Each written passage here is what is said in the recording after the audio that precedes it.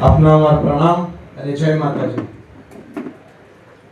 વધારે સમય નથી લેવો આપનું, ટૂંકમાં જ મારી વાત પૂરી કરી દઈશ। માનનીય કલેક્ટર સાહેબે બહુ જ સરળ દિલથી બે સારા ઉદાહરણ આપ્યા આજના પવિત્ર કાર્યક્રમને લઈને।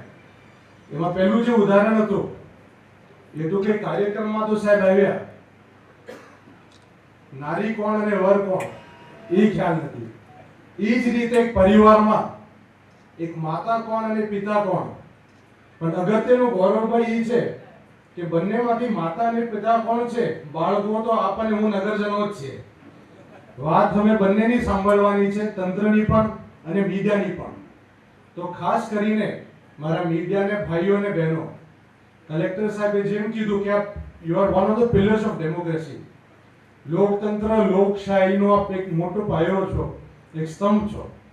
એમાં જે જવાબદારી આવે છે આપણે, જેમ અંગ્રેજી ભાષામાં કહેવત છે કે great power comes great responsibility. એક જાગૃત અને જવાબદાર નાગરિક તરીકે આપનેથી નમ્ર વિનંતી છે કે આપની જવાબદારી કાયમ સુધી યાદ રાખજો।